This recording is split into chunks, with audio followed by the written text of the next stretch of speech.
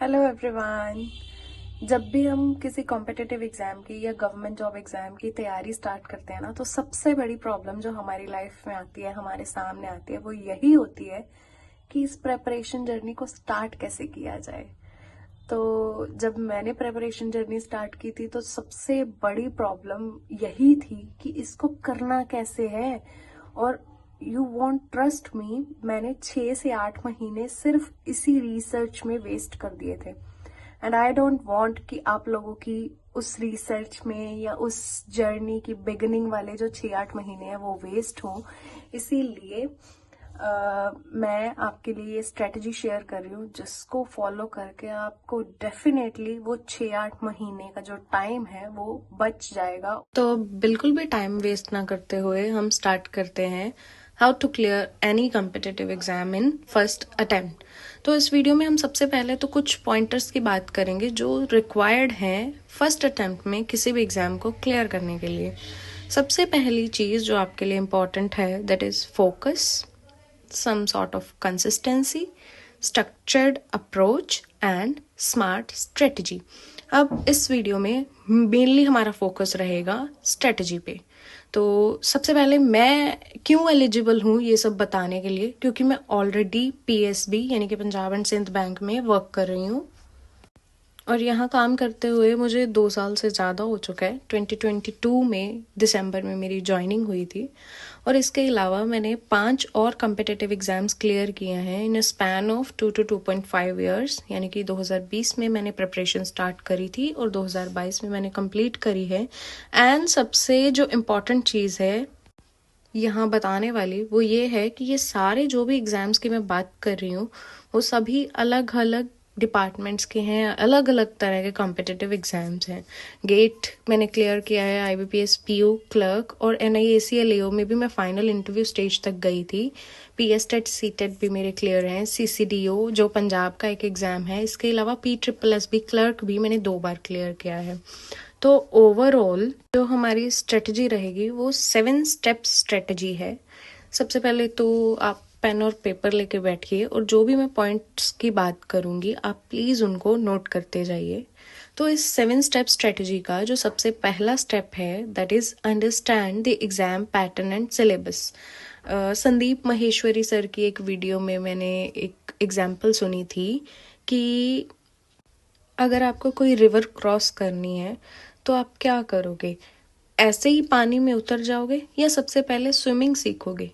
तो कुछ प्री रिक्विसाइट्स होते हैं जो हमें हमेशा फॉलो करने होते हैं और ये जो स्टेप है ना ये उसी का एक पार्ट है, understand the exam pattern and syllabus.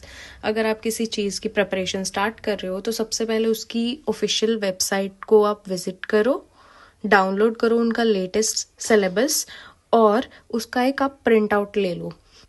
अभी प्रिंट आउट लेना क्यों ज़रूरी है, क्योंकि इसी से आपको पता चलने वाला है कि आपकी प्रिपरेशन जर्नी का जो रोड मैप है वो कैसा होना चाहिए। तो ये था हमारा फर्स्ट स्टेप। सेकंड स्टेप में जाके आपको क्या करना है कि अब उस सिलेबस के अकॉर्डिंगली आपको बेस्ट स्टडी मटेरियल ढूंढने की कोशिश करनी है। आप स्टडी मटेरियल ढूंढोगे और उसके लिए बेस्ट ट्यूटर्स ढूंढोगे। अब ये कैसे करना है, सबसे पहले तो जो सिलेबस लिखा हुआ है और जो सब्जेक्ट्स इन्वॉल्व हैं उनकी आपको क्या देखनी है, एक वीडियो नहीं, एक्चुअली बहुत सारी वीडियोस आपको देखनी है ताकि आपको थोड़ा सिलेबस का पता चलता रहे। अब उसके बाद आप सक्सेसफुल स्टूडेंट्स जो भी होते हैं उनके कुछ इंटरव्यूज़ होते हैं यूट्यूब पे, आपको उनको देखना है और जो टीचर्स वो रेकमेंड कर रहे हैं, जो मेंशन कर रहे हैं, उनके नेम्स को आपको नोट करते जाना है। अब हर उस टीचर की 2-3 वीडियोस देखनी स्टार्ट करो ताकि आपको पता चल जाए कि किस टीचर का टीचिंग स्टाइल आपके लर्निंग स्टाइल के साथ मैच कर रहा है। अब जब आप 10-15 दिन डेडिकेट करोगे अपने रिसर्च वर्क के लिए कि कौन सा टीचर आपको अच्छा लग रहा है, कौन सा सिलेबस आपको पहले कंप्लीट करना है, ये सारी चीज़ें देखने के बाद आपका जो नेक्स्ट स्टेप हो जाएगा वो और ज़्यादा इजी हो जाएगा कैलकुलेट करना। अब ये जो थर्ड स्टेप है ना ये बहुत वियर्ड लगेगा आपको। प्रीवियस ईयर पेपर्स देखो, ट्रस्ट मी आपको कुछ समझ नहीं आने वाला है। प्रीवियस ईयर पेपर देखने के बाद, लेकिन आपको बेसिक पैटर्न का और इम्पॉर्टेंट टॉपिक्स का एक रैंडम सा आइडिया मिल जाएगा कि कौन कौन से टॉपिक्स में से एग्जाम में जो क्वेश्चंस हैं वो पूछे जाते हैं। अब जब आपको इस चीज़ का आइडिया मिल गया तो आपको क्या करना है कि स्टडी प्लान बनाना स्टार्ट करो। थोड़े से स्टार्ट करो, स्टार्ट स्मॉल। अपने आप को ऐसे ओवरबर्डन नहीं करना। देखो मैंने लिखा भी है, जोश जोश में होश नहीं खोना है। कॉन्सेप्चुअल क्लैरिटी पे ध्यान दो, बेसिक्स पे अच्छा सा टाइम स्पेंड करो, कुछ नोट्स बनाओ और आपके वीकली और मंथली गोल्स सेट होने चाहिए। जो वीकेंड आने वाले हैं, जो नेक्स्ट वीकेंड्स आते जाएंगे, आप जो भी एक हफ्ते में आप कंप्लीट कर रहे हो सिलेबस, उसको एवरी वीकेंड आप रिवाइज करते जाओ।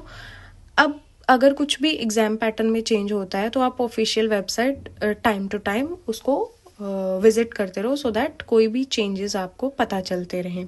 अगर कोई भी एग्जाम पैटर्न में चेंज आता है तो आपको सबसे पहले पता हो। इसके अलावा बेटर रिटेंशन के लिए कुछ फ्लो चार्ट्स और माइंड मैप्स यूज करने स्टार्ट करो। शॉर्ट नोट्स ये सब ना इस चीज में काम आते हैं कि कल को कोई भी आपको रिवाइज करनी होती है ना, चीज इजीली रिवाइज हो जाती है। अब जो नेक्स्ट हमारा स्टेप 5 है, दैट इज मॉक टेस्ट और प्रीवियस ईयर पेपर। पहले भी हमने प्रीवियस ईयर पेपर लगाए थे, लेकिन तब लगाए थे जब हमने कुछ भी कंप्लीट नहीं किया हुआ था। अब भी पेपर लगाने हैं, लेकिन कब लगाने हैं? जब 60% सिलेबस आपका हो चुका है। अब जब 60% आपका सिलेबस हो गया है और अब आपको प्रीवियस ईयर पेपर से और मॉक टेस्ट से प्रैक्टिस करनी है, फोकस करो आप 80-20 रूल पे। अब ये रूल क्या कहता है कि आपके पेपर में जो भी क्वेश्चंस आ रहे हैं ना, उसमें मेजॉरिटी दैट इज 80% आपके कुछ इम्पॉर्टेंट 20% में से आ रहा है। जब आपने प्रीवियस ईयर पेपर्स लगाए तो आपको वो 20% पता चलने लग गया कि कौन कौन में से टॉपिक्स में से ज़्यादा क्वेश्चंस पूछे जा रहे हैं। अब आगे क्या करना है, उसको नोट करो और मास्टर करने की कोशिश करो उसी 20% को। नेक्स्ट जो हमारा स्टेप है वो है प्रैक्टिस करो और रिवाइज करते जाओ, more and more, again and again. जब सिलेबस कंप्लीट हो जाए तो प्रैक्टिस आपकी जो प्रायोरिटी होनी चाहिए। बार बार आप रिवाइज करो चीज़ों को, क्वेश्चन सॉल्व करते हुए टाइम लिमिट्स लगाओ, क्योंकि आजकल जो कॉम्पिटिटिव एग्जाम्स आ रहे हैं वो सभी टाइमर के साथ आ रहे हैं। शॉर्टकट्स और ट्रिक्स को यूज़ करना सीखो, बट लॉन्ग मेथड से जल्दी कैसे हो सकता है ये चीज़ भी आपको आनी चाहिए, क्योंकि शॉर्टकट्स और ट्रिक्स इंसान भूल जाता है, लेकिन लॉन्ग मेथड्स लॉन्ग टर्म के लिए रिलायबल होते हैं। अपने स्ट्रॉन्ग एरियाज पे फोकस करो सो दैट आप मैक्सिमम स्कोर पर कर पाओ, लेकिन वीक एरियाज को बिल्कुल भी नेग्लेक्ट नहीं करना है। उनको कम से कम इतना कर लो प्रैक्टिस कि वो एवरेज बन जाए। इसके अलावा अपनी फिजिकल हेल्थ और मेंटल हेल्थ पे भी आपको ध्यान देना है। एक्सरसाइज करो, मेडिटेट करो, ब्रेक्स लो बीच बीच में अगर ज़रूरत पड़े तो। 12-12 घंटे 16-16 घंटे पढ़ने की कोई ज़रूरत नहीं है, लेकिन आप जितना टाइम पढ़ो वो अच्छे तरह से डेडिकेटेड वे में पढ़ो। अफर्मेशंस यूज़ करो, अपने आप में एक बिलीफ जगाओ कि मैं कर सकता हूँ या कर सकती हूँ। विजुअलाइज करो, हेल्दी ईटिंग पे ध्यान दो और डिसिप्लिन रहो। ये सब आपको आगे लेके जाए। तो आई होप आपको सारे स्टेप्स अच्छे से क्लियर हो गए होंगे, और अगर आपको लग रहा है कि इस वीडियो से आपकी लाइफ में कुछ वैल्यू एडिशन हुई है तो please do like and subscribe and share कीजिए ये अपने फ्रेंड्स के साथ। और भी ज़्यादा ऐसी वीडियोस मैं लाती रहूँगी जिससे आपकी प्रिपरेशन जर्नी में और ज़्यादा हेल्प हो सके। Thank you, bye bye.